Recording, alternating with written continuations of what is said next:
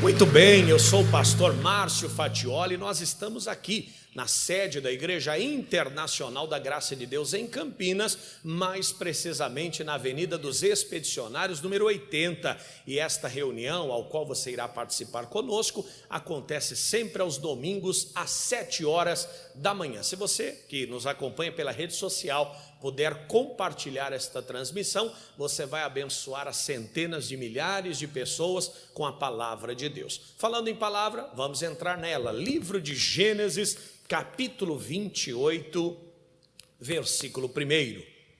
Para quem tem nos acompanhado na sequência de estudos, nós temos falado da vida dos patriarcas, Abraão, Isaque e Jacó. Falamos da vida de Jacó, o homem que tinha sede da bênção de Deus, da primogenitura, e acabou, por fim, concretizando esta bênção sobre a sua vida. Ele não era o filho mais velho, que seria o filho de direito a receber a bênção, porém, embora mais novo, ele desejou a bênção. O seu irmão Esaú, sendo profano, como diz a Bíblia, desprezou a primogenitura, enquanto Jacó falou para ele: me vende porque eu quero comprar, e ele infelizmente vendeu.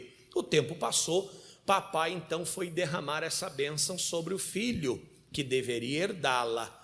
Porém, a mamãe avisou Jacó, falou: olha, já que teu irmão vendeu a bênção, corre lá, coloca a roupa do teu irmão, coloca pelos nos braços e recebe, porque o teu pai está praticamente cego, ele não vai enxergar, mas ele vai te abençoar imaginando que é o outro. E assim ele fez. Jacó foi até lá, preparou um guisado para o papai, recebeu a bênção. Quando o irmão Esaú descobriu que não era, que o seu irmão Jacó já havia recebido a bênção, ele lamenta profundamente, pede ao pai que também lhe abençoe, mas o pai disse: infelizmente a bênção é uma só e eu não posso te dar.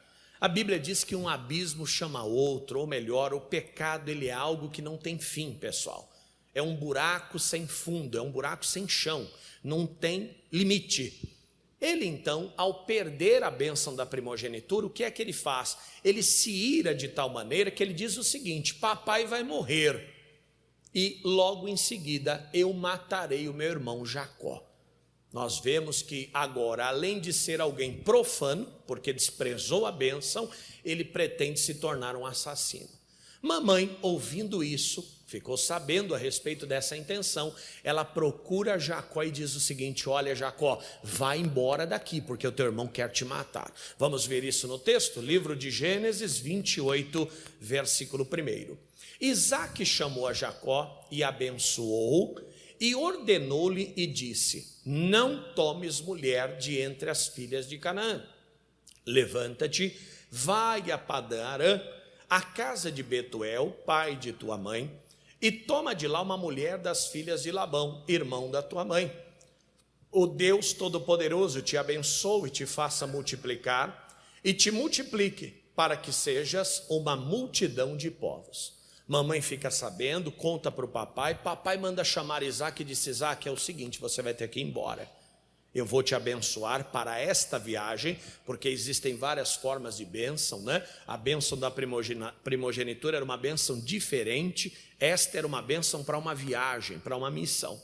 Papai abençoa e o Isaque segue. Só que agora, pessoal, o que acontece? O Isaque, ele precisa passar por um recomeço. Ele recebeu a bênção, ele era agora o herdeiro de tudo aquilo que um dia pertenceu a Abraão, seu avô, só que ele tinha um problema familiar muito grande para resolver. A sua família havia sido totalmente desestabilizada. Não vamos entrar no mérito se Deus tinha um plano, se foi permissão, mas vamos entrar no mérito da necessidade de recomeço do Jacó. Muitas vezes, pessoal, nós temos algo grande para alcançar, nós temos planos e sonhos tremendos, só que para vivermos esses sonhos e planos, nós vamos ter às vezes que, ao invés de avançar, retroceder, recomeçar, refazer alianças, repensar os nossos valores, abrir mão de preconceitos, de temores, de medo e acreditar que Deus está no controle de tudo. Se você estiver vivendo algo que é um sonho de Deus para a sua vida, A sua vida pode estar de cabeça para baixo. Continue confiando no Senhor. Não olhe para trás. Lembra de Pedro? Jesus andando sobre as águas. Pedro olha e diz: é o Senhor? Ai, é um fantasma. Ele diz: não, fica tranquilo, sou eu. Qual foi a proposta de Pedro? Se é o Senhor, manda eu ir ter contigo. Jesus disse: vem. Ele não esperava que isso ia acontecer. E ele, corajoso, né? Servo de Deus, Pedro era um homem de um ímpeto muito forte. O que ele faz? Ele desce daquele barco e ele começa a andar sobre as águas. Só que no meio do caminho, diz a Bíblia, sentindo o vento forte, o que é que ele teve? Ele teve medo. Veja que naquele momento ele estava andando sobre as águas por ordem de Jesus, mas ele continuava sendo um ser humano. Ele não era alguém sobrenatural. Sobrenatural era Cristo, sobrenatural é Deus. Você não é sobrenatural, eu também não sou. Eu sou uma pessoa, eu sou um ser criado à imagem e semelhança de Deus, mas uma pessoa cheia de emoções, de dúvidas, de medos e de insegurança muitas vezes. É claro que às vezes a gente consegue disfarçar bem, mas só o nosso coração sabe como nós estamos por dentro. Só que quando ele sente o vento, o que acontece? Ele teme e ele começa a afundar. Jesus estende a mão, tira ele daquela situação e diz: homem de pequena fé, por que duvidaste? Mas ali nós vemos a presença de um Deus fiel e de um homem totalmente dependente dele. Essa é a nossa vida. Nós dependemos plenamente de Deus e o Senhor nunca jamais nos abandonará. Você pode dizer um glória a Deus aí? Quando nós temos essa convicção, nós fazemos como Jacó. O Jacó queria tanto a bênção de Deus e ele recebeu. Só que para ver essa bênção se cumprindo, agora ele precisaria recomeçar. Agora ele precisaria de uma postura diferente. Ele precisaria afastar-se da família por um tempo e colocar as coisas no seu devido lugar. E olha o que aconteceu, pessoal, capítulo 28, versículo 10. Partiu, pois, Jacó de Berseba e foi-se a Harã. Vamos ler todos juntos? 28, 10. Partiu, pois, Jacó de Berseba e foi-se a Harã. Pastor, ele recebe a bênção da primogenitura. Agora ele era um sucessor de Abraão. Que privilégio, que honra. Ele passou a ser um dos patriarcas do povo judeu. Só que uma coisa me chamou a atenção. Ao invés do Senhor mandar ele avançar, o Senhor, por meio do papai, por meio do Isaque, fez com que ele retrocedesse. Porque ele volta para Harã. Eu pergunto aos senhores, o que aconteceu em Harã, você se lembra? Morreu o pai de Abraão, e lá Abraão tem o chamado de Deus para ir à terra de Canaã. Então todo aquele percurso que o Abraão percorreu, todas aquelas experiências que o Abraão teve, o Senhor queria que o Jacó também tivesse. Jacó não tinha sede dessa bênção, Jacó não queria ser um patriarca da fé, Jacó não queria ser uma bênção, claro. Então foi necessário que ele voltasse ao início para que ele percorresse toda a caminhada necessária. Muitas vezes passamos por lugares, situações que a gente não entende. Mas por quê? Eu estava lá na frente e eu precisei voltar, eu precisei recomeçar. E, irmãos, o recomeço, ele faz parte da vida de toda pessoa vitoriosa. Muitas vezes nós temos que recomeçar a cada década, às vezes a cada ano, às vezes a cada mês e às vezes a cada dia. Recomeçar no sentido da fé, recomeçar no sentido do matrimônio, voltar a ter o encanto do namoro, do noivado. Recomeçar no sentido profissional, porque talvez a tua profissão, por melhor que seja, você acha que já não é mais tão interessante, que já não é mais tão lucrativa, mas foi ela que te deu tudo que você tem hoje, e talvez precisa voltar a ter alegria naquilo que você faz.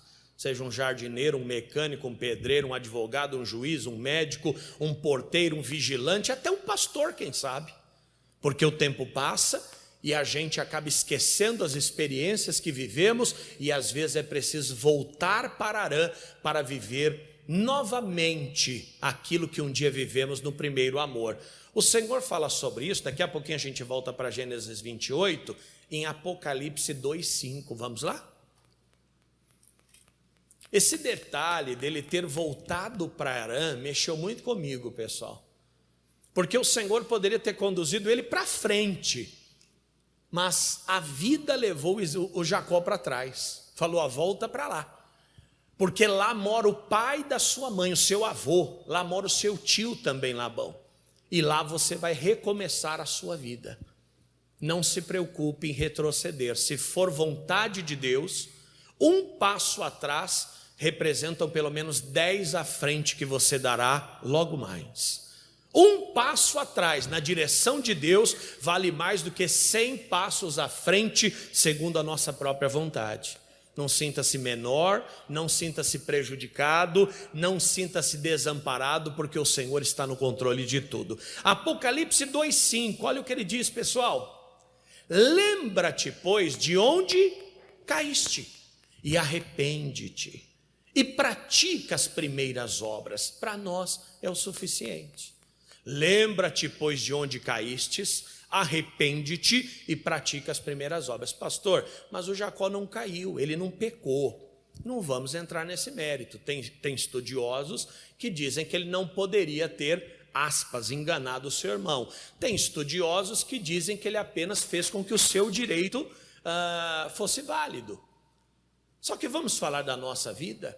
Muitas vezes o cair não representa pecado, pessoal. Representa realmente uma diminuição de qualidade, uma diminuição de satisfação. E o que é que a Bíblia diz? Não é lembrar que você está caído, mas é lembrar aonde caiu. Pastor, não tenho mais alegria no meu casamento. Vamos recapitular onde foi que isso começou? Pastor, quando eu comecei amizades paralelas na faculdade. Conversinha furada, pensamentos que não levam a nada, andando com pessoas solteiras, descompromissadas, em especial pessoas que não têm nada com Deus. Talvez foi ali que você caiu. Pastor, eu não tenho mais alegria na igreja. Começou a frequentar ambientes contrários à igreja, a fazer leituras que colocam em xeque a veracidade da Bíblia, a autoridade da igreja. Quer dizer, você tem que se lembrar disso e abandonar isso. Pastor, eu só ando com gente que vive no pecado. Você acha que a sua vida vai ser como? Lembrar de onde caiu não é permanecer lamentando pelo fato de ter caído, mas é trazer na memória o que precisa ser corrigido, consertado. A saúde é a mesma coisa. Pastor, tomava muita água, de um tempo para cá não bebo mais, passei a sentir dores, enjoo. Peraí, então se lembra, antigamente eu tomava no mínimo 2 litros por dia, hoje eu não tomo mais. É um exercício, é uma alimentação, é um cuidado, é a consulta ao médico. Eu não sei onde foi que você caiu. Eu sei de uma coisa: para se levantar tem que reconhecer que há um problema a ser resolvido. E mais, lembra de onde caíste e o quê? Arrepende-te, porque não adianta só lembrar de onde caiu, tem que se arrepender. Peraí, eu preciso recomeçar, eu não sou a pessoa mais certa desse mundo, não. Na verdade, dos pecadores eu sou o pior, Paulo fala sobre isso. E também, além de se arrepender, olha o que diz: pratica as primeiras obras, volte a fazer o que fazia antes. Começo do relacionamento era caixa de bombom, buquê de flores e jantar na churrascaria. Hoje, como diz o outro, é tiro e bomba, né? Por isso que o casamento está desse jeito. É brigaiada. Substituíram a sala de estar por um ringue. Lembra de onde caíste, arrepende-te e pratica as primeiras obras. E a igreja era um lugar que eu gostava tanto de estar. Claro, fechava o olho para orar, chegava cedo no culto, participava dos cultos, anotava as pregações. Parou de fazer tudo isso? Como é que vai ter o mesmo resultado? Como é que vai ter a mesma sensação? Eu, quando fui substituído em um determinado lugar, eu tive um rapaz que trabalhava comigo, muito amigo meu. Embora hoje nós temos pouquíssimo contato. Não que a amizade tenha diminuído, mas a rotina e a relação acaba se tornando menor, né, devido à realidade. E ele perguntou para mim: pastor Fatioli, eu estou preocupado com o pastor que está vindo. Eu não sei se ele vai me receber, eu não sei se ele vai me tratar como o Senhor me trata, eu não sei se eu vou conseguir fazer por ele o que eu faço pelo Senhor, ou ter a relação com ele como eu tenho com o Senhor. Falei para ele: irmão, posso te dar um conselho? Fala, pastor. Faça com ele do mesmo jeito que você faz comigo. Porque nós não nos conhecíamos, você me conquistou e eu te conquistei. E nós viramos amigos. Se você fizer com ele do mesmo jeito que fez comigo, você vai ter mais um amigo. Irmãos, dito e feito. Hoje ele serve a Deus nesse lugar onde um dia eu passei e tem uma vida tranquila e sossegada. Muitas vezes nós plantamos mexerica e colhemos. Mudamos a semente e queremos continuar colhendo mexerica. Para um você olha e dá risada, e a outra pessoa ri para você também, é natural. Para outro você faz cara feia, espera que ele ria para você. Se você quer risada, você tem que rir. Se você quer ser bem tratado, o que você tem que fazer? Bem tratar. A mesma coisa é a nossa vida espiritual. Se você diminuir na sua qualidade de vida, na presença de Deus, você vai diminuir a qualidade dos frutos que você vai colher. Irmãos, o Jacó ele precisou retornar.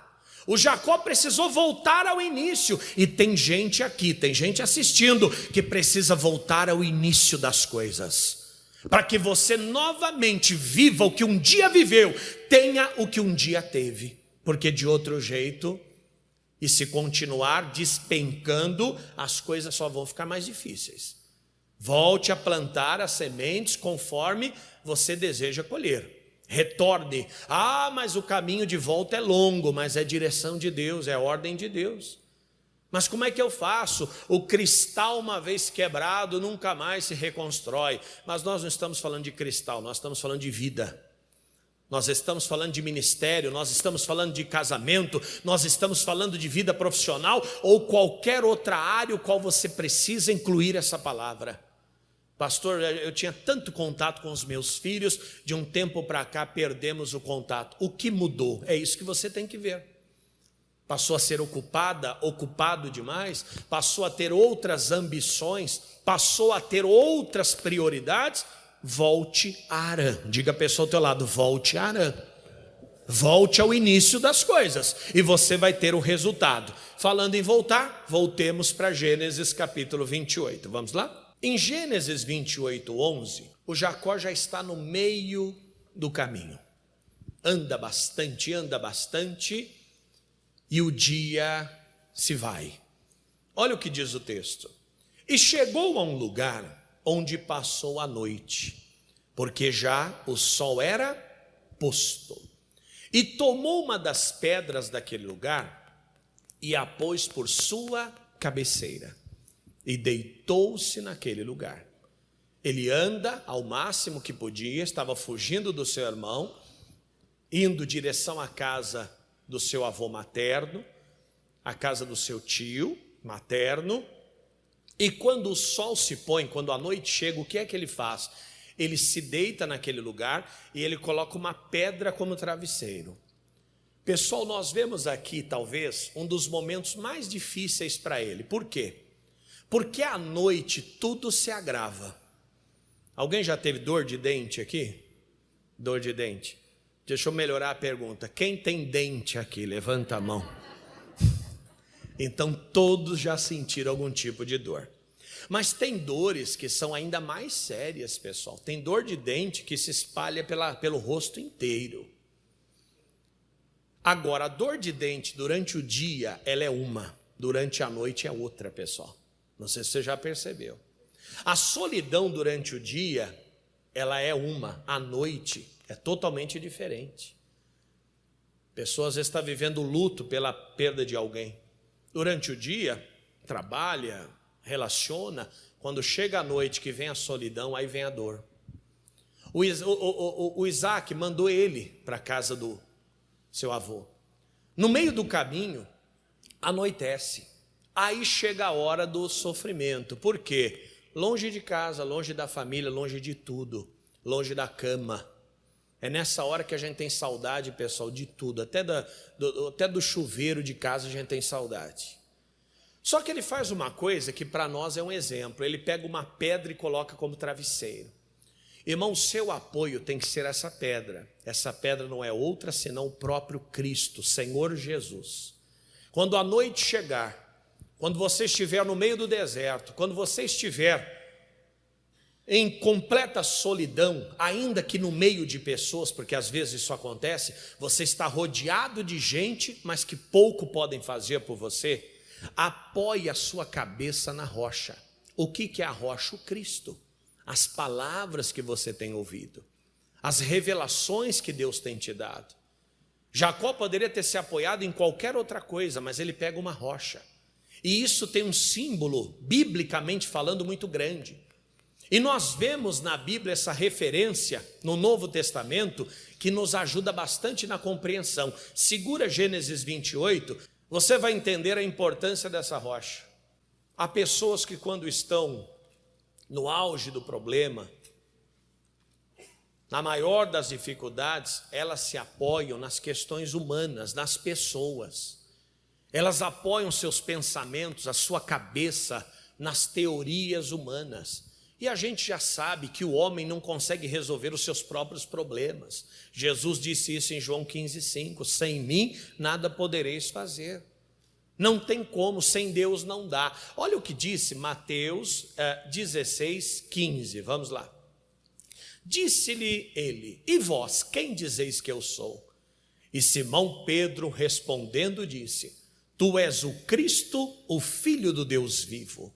E Jesus respondendo disse-lhe: bem-aventurado és tu, Simão Bar-Jonas, porque não foi carne e sangue que te revelou, mas meu Pai que está nos céus. Olha o verso 18: pois também eu te digo que tu és Pedro, e sobre esta pedra edificarei a minha igreja, e as portas do inferno não prevalecerão contra ela. Você pode dizer aleluia? Ah, pastor, mas aqui a rocha, a pedra é Pedro. Não, a rocha é a declaração que Pedro fez: tu és o Cristo, Filho do Deus vivo. Ou melhor, a igreja de Jesus estaria amparada sobre o Cristo, sobre a declaração de fé de que ele era o Filho do Deus vivo. Irmão, quando Jacó deita a sua cabeça naquela pedra, ele estava concentrando toda a sua inteligência, todo o seu intelecto naquilo que Deus havia falado com ele. É o que nós temos que fazer. Nunca, jamais afastar-se desse ambiente de fé, dos princípios que a gente aprendeu aqui. Ai, pastor, mas o mundo está perdido. É verdade, o mundo está perdido, mas você não está. Ah, mas as famílias se perderam, mas a sua não se perdeu. Mantenha a sua cabeça no evangelho, na palavra, na promessa, na revelação, nos mandamentos de Deus.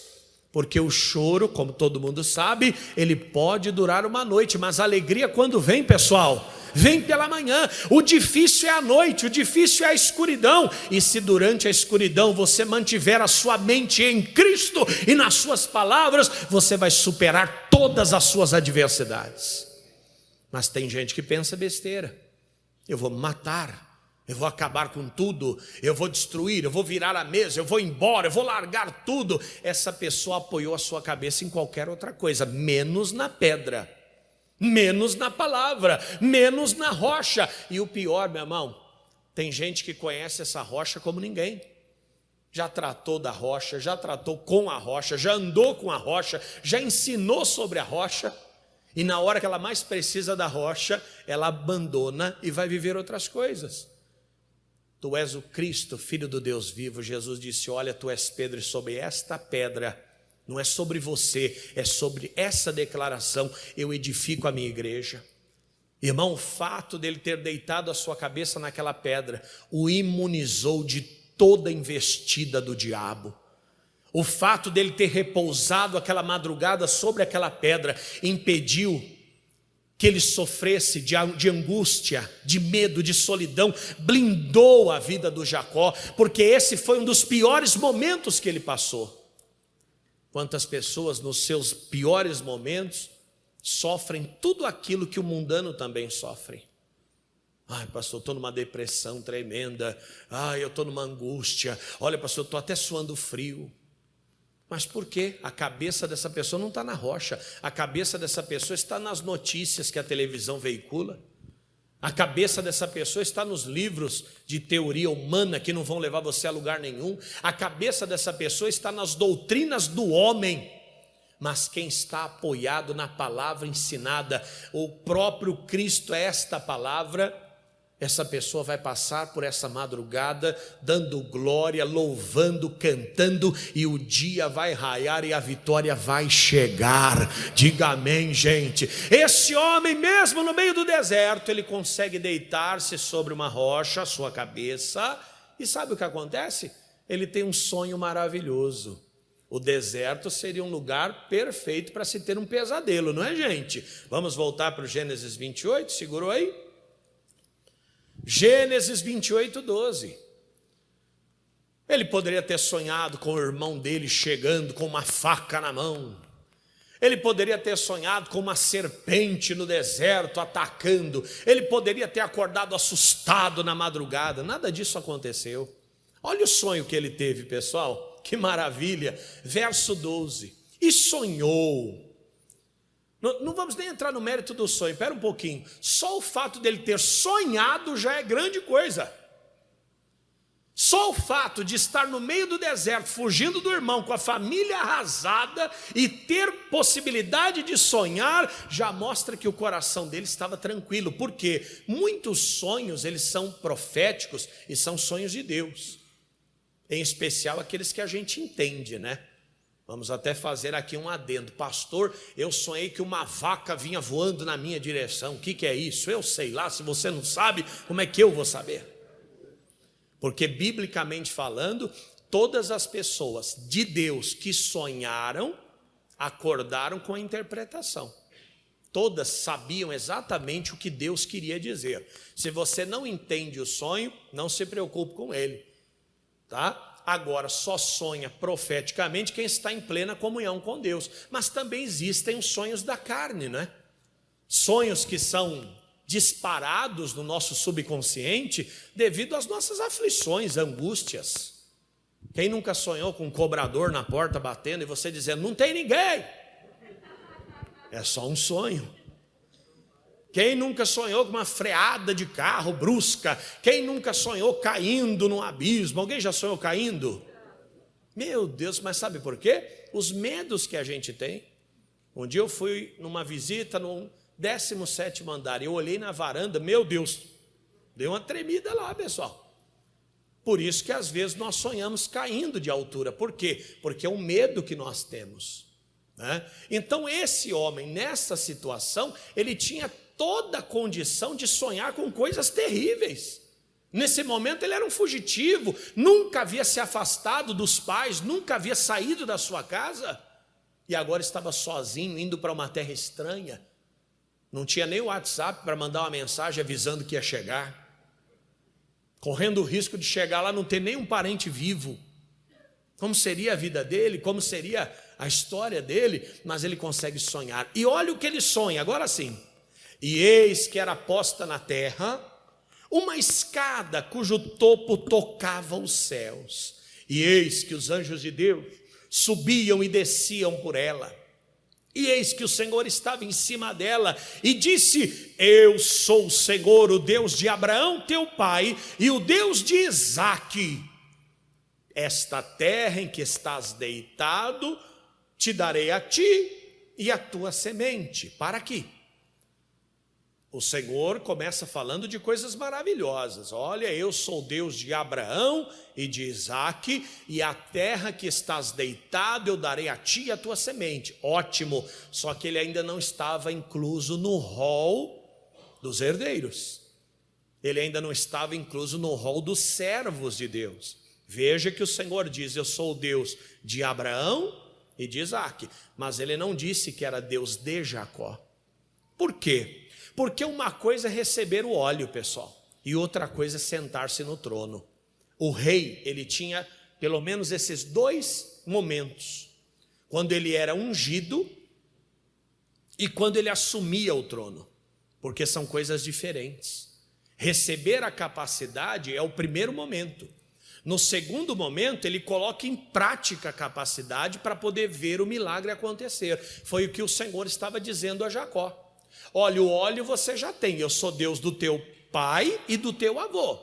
Agora você precisa trilhar o caminho que eu estou propondo a você, para que você me convença que você é digno de que eu seja o Deus da tua vida.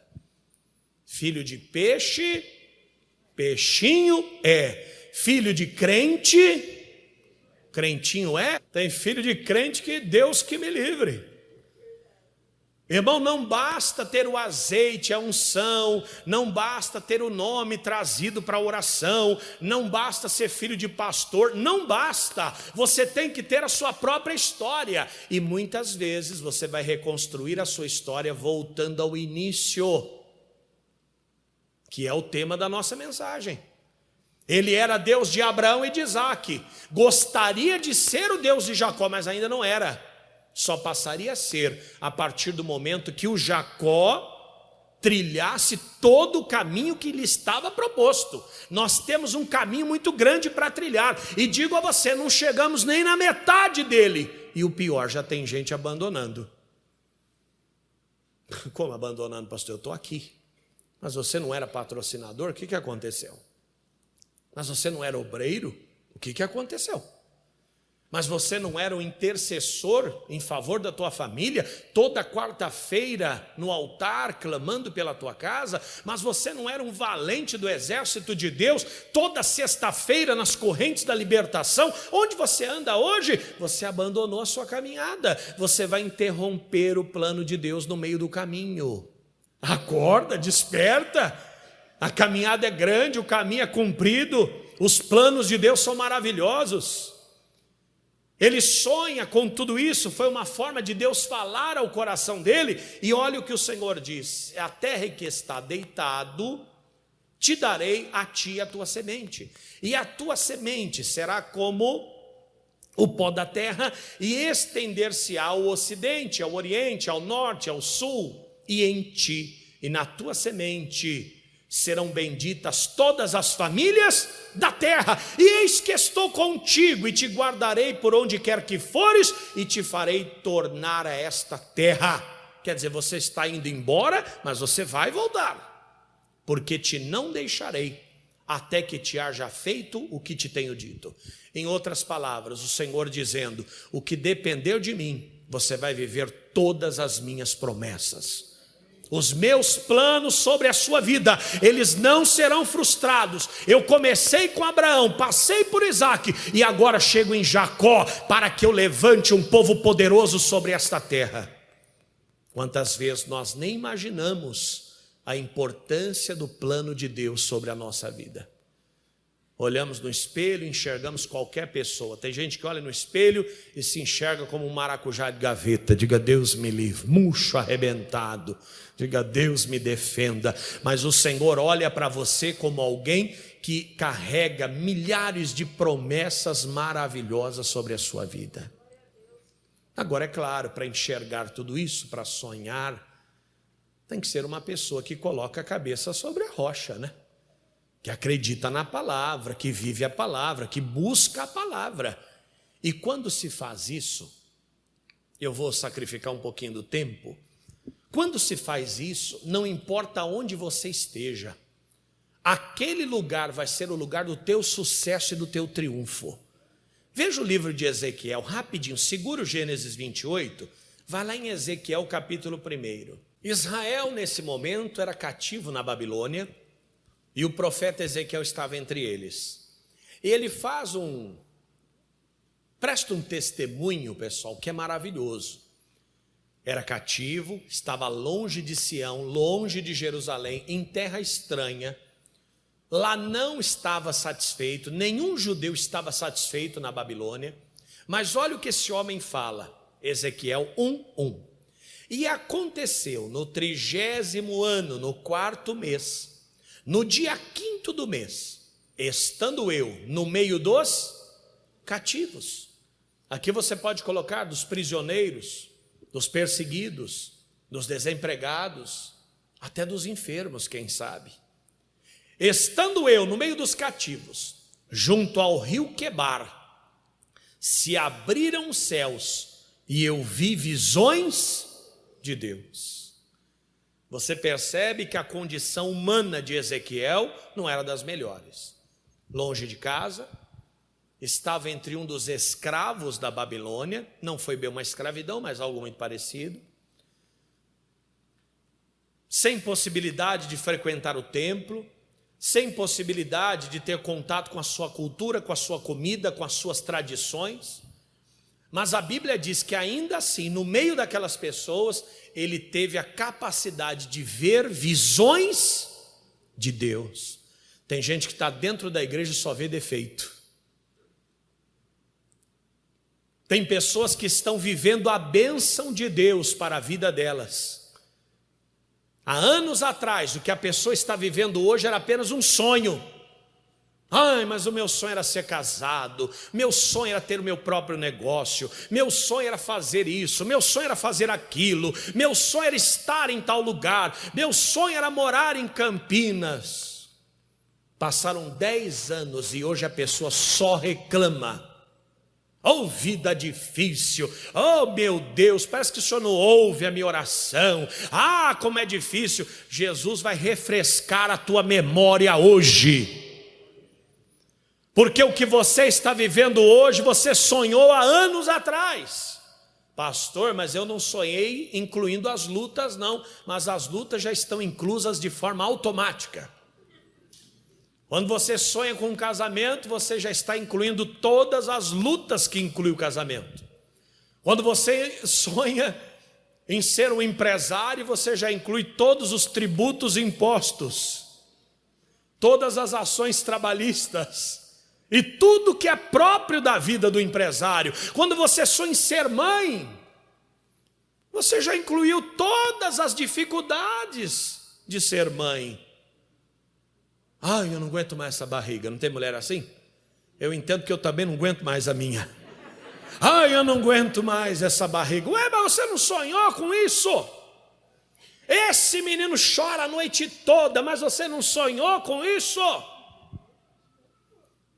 Agora, o Espírito que está em nós, e quando eu digo o Espírito que está em nós, não estou falando do Espírito Santo, que é com E maiúsculo, estou falando do nosso Espírito.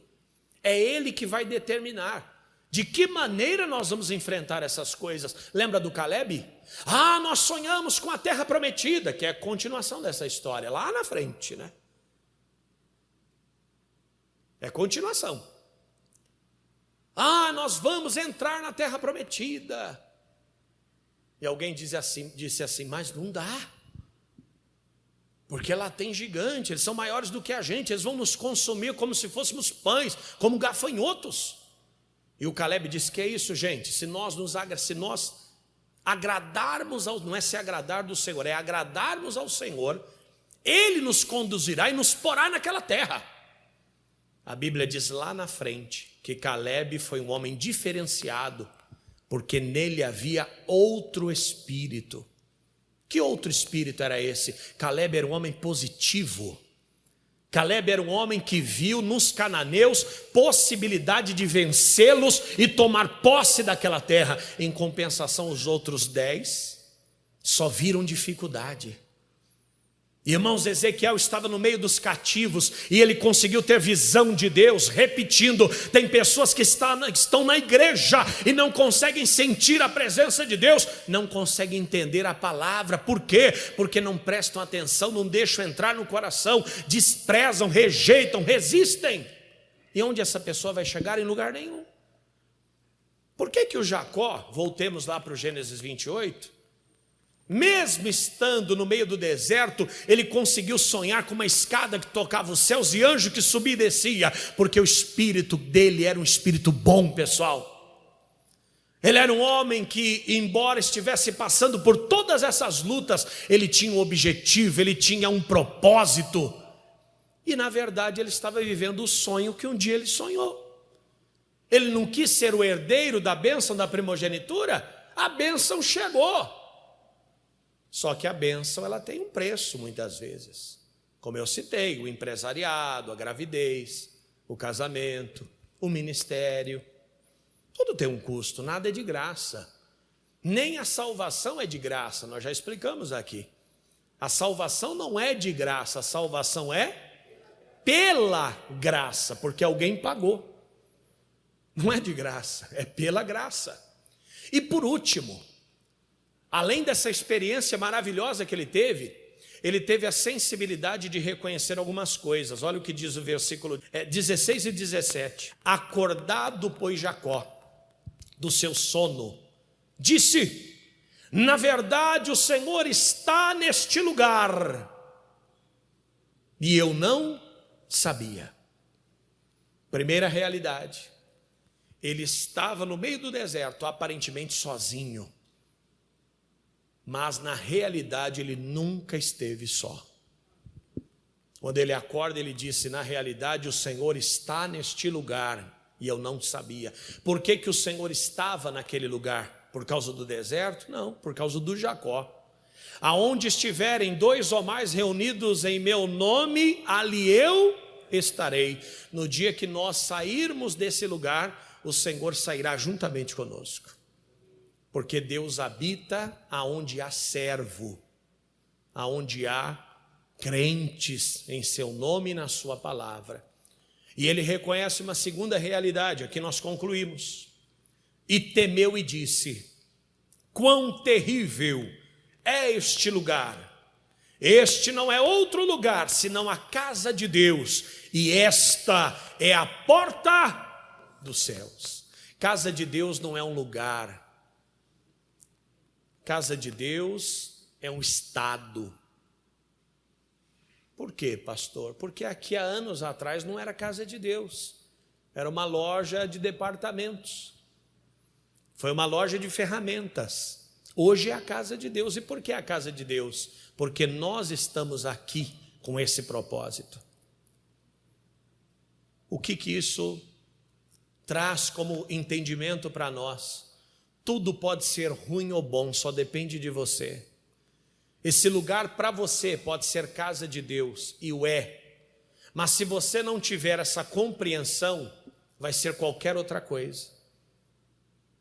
Tem pessoas que enxergam como um lugar de oportunidades, como um lugar para namoro, como um lugar para comércio, como um lugar para vendas, como um lugar para conhecer novos clientes, mas para a maioria das pessoas esse é o lugar da sua salvação.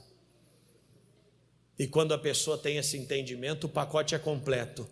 É casa de Deus para eu buscar as minhas bênçãos. É casa de Deus para eu receber as minhas curas e a minha salvação, mas também é casa de Deus para eu servi-lo, amá-lo, honrá-lo, respeitá-lo e glorificar o seu nome.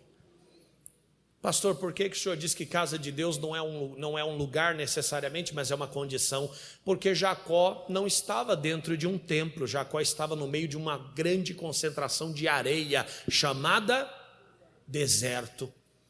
Lá não tinha altar, lá não tinha instrumento, lá não tinha microfone, não tinha púlpito. Mas tinha um homem que sabia que aonde Deus estava presente era um lugar digno de toda reverência, amor e respeito. O Senhor está nesse lugar.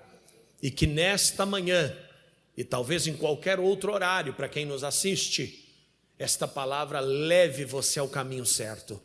Primeiro, é preciso retornar muitas vezes para poder chegar ao longe.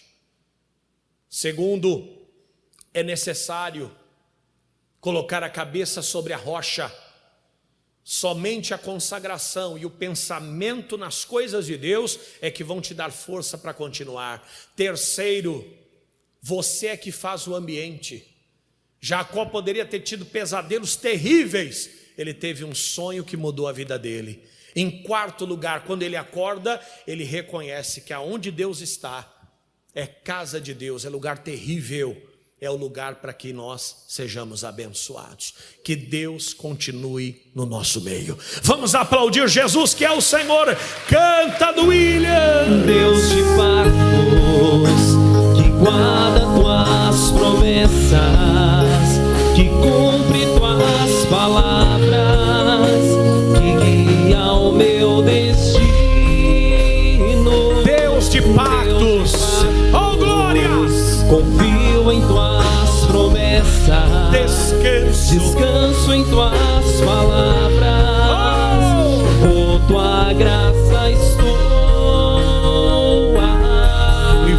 Vamos aplaudir a este Deus maravilhoso. Que o Senhor tenha aberto o seu entendimento e te abençoado por meio desta palavra. E é claro, mais uma vez, o convite sendo feito, nós estamos na Avenida dos Expedicionários, número 80, no centro de Campinas. E todo domingo, 7 horas da manhã, nós temos esta reunião maravilhosa. Nós vamos também, na oportunidade, disponibilizarmos as contas bancárias para que você faça as suas contribuições. Pastor, eu gostaria de ajudar essa obra, dízimo, oferta, patrocinador. Você pode fazer em qualquer uma dessas contas e nos enviar o comprovante pelo WhatsApp, que também aparece na tua tela, DDD 19, e o número é 999-508-177. Mais uma vez, 19-999-508-177. Que Deus abençoe a sua vida poderosamente. Eu sou o pastor Márcio Fatioli e desejo a você uma sorte de bênçãos, uma vida de abundância e felicidade na presença de Deus. Vamos aplaudir Jesus. Até mais!